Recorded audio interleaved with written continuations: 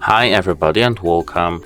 Today I have JBL TUNE 225 true wireless headphones and I'm going to show you what to do if only one earbud is working.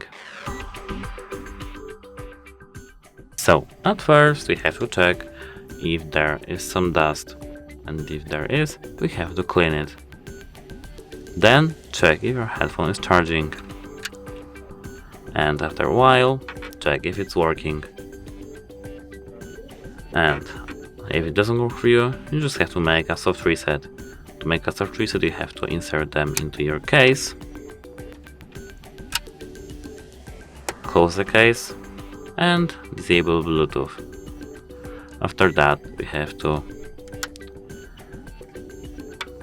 remove our headphones back from the case, and then we can enable Bluetooth back.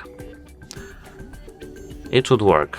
And if it didn't, we have to make a hard reset of our headphones, and if it doesn't work for you even, we have to contact the device support.